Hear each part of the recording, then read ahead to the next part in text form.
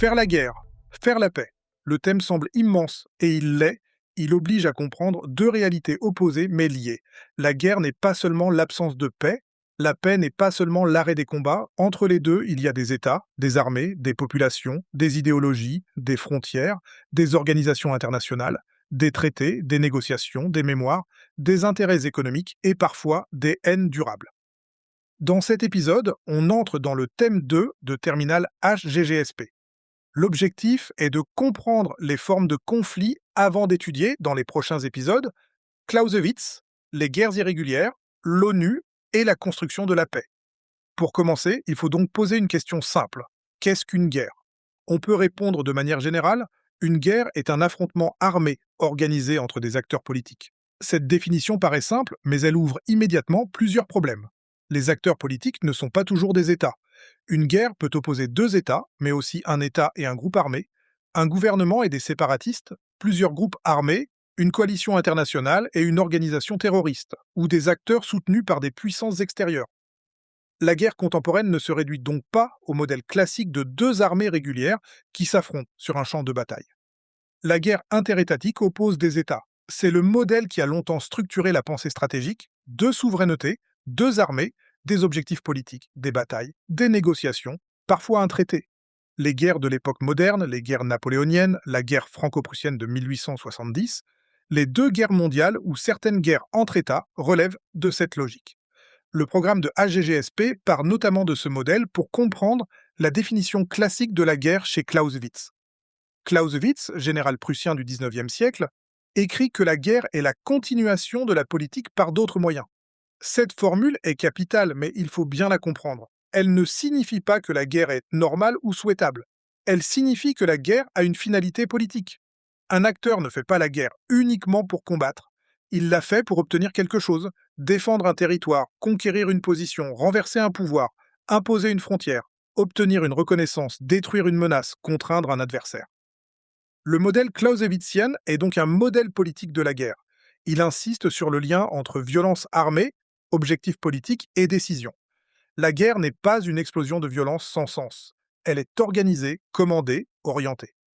Cette idée reste utile aujourd'hui, mais elle doit être interrogée, parce que de nombreux conflits contemporains n'entrent plus parfaitement dans le cadre classique d'une guerre entre États. Depuis 1945, les guerres interétatiques directes entre grandes puissances sont devenues plus rares. Plusieurs facteurs l'expliquent. La dissuasion nucléaire rend un affrontement direct entre puissances nucléaires extrêmement risqué. Le droit international interdit en principe le recours à la force sauf exception prévue par la Charte des Nations Unies. L'interdépendance économique rend certains conflits plus coûteux. Mais attention, cela ne veut pas dire que la guerre disparaît. Elle change de forme, d'échelle, d'acteurs et de modalités. Les guerres intra-étatiques, ou guerres civiles, se déroulent à l'intérieur d'un État. Elles peuvent opposer un gouvernement à des rebelles, des forces de la séparatiste, des milices, des groupes religieux ou idéologiques, des coalitions armées. Elles sont souvent très destructrices pour les civils, parce que la ligne de front peut traverser des villes, des villages, des familles, des territoires habités. Elles fragilisent les institutions, déplacent les populations, détruisent les infrastructures et peuvent durer longtemps. Mais beaucoup de guerres civiles ne restent pas strictement internes. Elles s'internationalisent. Des États voisins peuvent soutenir un camp, des puissances extérieures peuvent fournir des armes, des financements, du renseignement ou des mercenaires. Des organisations internationales peuvent intervenir. Des réfugiés traversent les frontières. Des groupes armés circulent d'un pays à l'autre. Une guerre commencée à l'intérieur d'un État peut devenir un enjeu régional ou mondial. Il faut donc penser les conflits contemporains comme des objets souvent hybrides. Un conflit peut être local par son territoire, régional par ses conséquences, international par ses soutiens, mondial par ses effets médiatiques ou énergétiques. C'est ce qui rend l'analyse géopolitique nécessaire. Une carte militaire ne suffit pas. Il faut comprendre les acteurs, les alliances, les ressources, les récits, les frontières, les intérêts et les représentations. Une autre notion importante est celle de guerre asymétrique. Une guerre asymétrique oppose des adversaires dont les moyens sont très inégaux. Par exemple, une armée régulière peut affronter une guérilla, une organisation terroriste ou un groupe armé moins équipé mais plus mobile.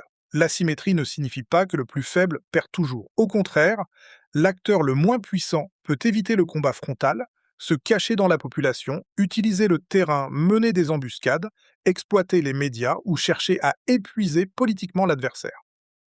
Les guerres irrégulières désignent des formes de conflits qui ne correspondent pas au modèle de l'affrontement entre armées régulières. Elles peuvent impliquer des guérillas, des milices, des groupes terroristes, des combattants sans uniforme clairement identifiable, des actions de harcèlement, des attentats, des prises d'otages, de la propagande, du contrôle de population. Le programme de HGGSP mobilise notamment les exemples d'Al-Qaïda et de Daesh pour comprendre comment le modèle classique de la guerre est mis à l'épreuve. Le terrorisme pose une difficulté particulière. Il s'agit d'une méthode de violence politique qui vise à produire de la peur, à frapper des civils ou des symboles, à provoquer une réaction, à médiatiser une cause ou à déstabiliser un adversaire. Le terrorisme peut être utilisé par des groupes qui n'ont pas les moyens d'affronter directement une armée. Mais il ne faut pas confondre terrorisme et guerre en général. Le terrorisme est une forme d'action violente. Il peut s'inscrire dans un conflit, mais il ne résume pas toute la conflictualité contemporaine. Les conflits actuels sont aussi marqués par une place importante des civils. Les civils peuvent être victimes de bombardements, de sièges, de déplacements forcés, de violences sexuelles, de famines, de destruction d'hôpitaux, d'écoles ou de réseaux d'eau. Ils peuvent être pris pour cible, utilisés comme boucliers humains ou pris au piège dans des zones de combat. C'est pourquoi le droit international humanitaire est essentiel.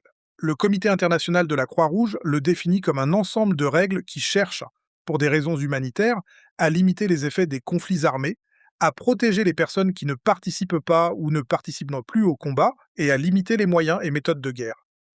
Il faut bien comprendre ce point. Le droit de la guerre ne signifie pas que la guerre devient acceptable. Il signifie que même dans la guerre, tout n'est pas permis. La distinction entre combattants et civils, la proportionnalité, la protection des prisonniers, l'interdiction de certaines armes ou de certains traitements sont des éléments fondamentaux. Dans les faits, ces règles sont souvent violées, mais leur existence permet de qualifier, dénoncer, juger et parfois sanctionner des crimes.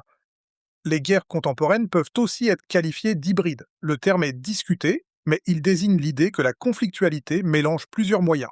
Opérations militaires classiques, cyberattaques, désinformation, pression économique, sabotage, instrumentalisation de migration, opérations clandestines, usage de groupes non étatiques, menaces nucléaires ou énergétiques. La guerre ne se limite plus au champ de bataille. Elle peut toucher les opinions publiques, les réseaux informatiques, les infrastructures, les élections, les ressources ou les imaginaires. Mais attention à ne pas utiliser le mot hybride comme un mot magique. Tout conflit n'est pas automatiquement hybride. Ce qui compte, c'est d'identifier précisément les moyens utilisés et leur objectif politique. En HGGSP, les notions doivent éclairer le réel, pas le remplacer. Face à la guerre, il y a la paix. Et la paix est plus compliquée qu'un simple silence des armes. On peut distinguer plusieurs niveaux. Il y a le cessez-le-feu qui suspend les combats sans régler forcément les causes du conflit. Il y a l'armistice qui arrête les hostilités. Il y a le traité de paix qui fixe des conditions politiques, territoriales ou juridiques. Il y a la paix durable qui suppose des institutions, de la sécurité, une reconnaissance, une reconstruction, parfois une réconciliation. Faire la paix, ce n'est donc pas seulement signer un papier, c'est construire un ordre. Cela peut impliquer des négociations, des garanties, des frontières, des réparations, des élections, des missions de maintien de la paix, une justice transitionnelle, une reconstruction économique, un désarmement, une démobilisation des combattants, une réintégration dans la société. La paix est un processus politique. L'ONU occupe une place centrale dans cette réflexion. La Charte des Nations Unies vise à préserver les générations futures du fléau de la guerre et encadre le recours à la force. Le Conseil de sécurité peut décider de sanctions, autoriser certaines opérations ou mandater des missions de maintien de la paix. Mais l'ONU dépend des États, notamment des membres permanents du Conseil de sécurité. Son action est donc essentielle, mais limitée par les rapports de force internationaux. C'est une idée importante pour le BAC, la paix n'est pas seulement une intention morale. Elle dépend de conditions politiques. Pour faire la paix, il faut que les acteurs acceptent de négocier, qu'ils aient intérêt à arrêter le combat, qu'un compromis soit possible, que des garanties existent, que des institutions puissent fonctionner. Une paix imposée, humiliante ou mal appliquée peut nourrir de futurs conflits. Une paix négociée peut rester fragile si les causes profondes ne sont pas traitées. Le thème HGGSP va donc suivre une progression. On partira de la définition politique de la guerre avec Clausewitz. On verra ensuite comment cette définition est mise à l'épreuve par les guerres irrégulières, notamment avec Al-Qaïda et Daesh. Puis on étudiera la construction de la paix des traités de Westphalie à l'action de l'ONU sous les mandats de Kofi Annan. Enfin, on appliquera ces questions au Moyen-Orient avec des conflits régionaux et des tentatives de paix impliquant des acteurs étatiques et non étatiques. Pour réussir ce thème, il faut toujours garder ensemble guerre et paix. Une guerre a des causes, des acteurs, des formes, des objectifs et des effets. Une paix a des conditions, des instruments, des limites et des fragilités. Le sujet du bac ne demandera pas seulement de raconter un conflit, il demandera d'analyser une logique. Pourquoi les acteurs combattent-ils? Comment la violence est-elle organisée? Quels objectifs politiques sont poursuivis? Pourquoi la paix est-elle difficile à construire? Une bonne problématique générale pourrait être: comment les formes de la guerre se transforment-elles et pourquoi la construction de la paix reste-t-elle si fragile? Cette question te permettra de traiter les conflits interétatiques, les guerres civiles, les guerres asymétriques, le terrorisme, le rôle de l'ONU, les traités, les négociations et les limites de la sécurité collective. La phrase à retenir est simple: la guerre change de forme, mais elle reste liée aux politiques. La paix change de méthode, mais elle reste une construction fragile. Si tu gardes cette tension en tête, tu peux entrer dans le thème sans te perdre.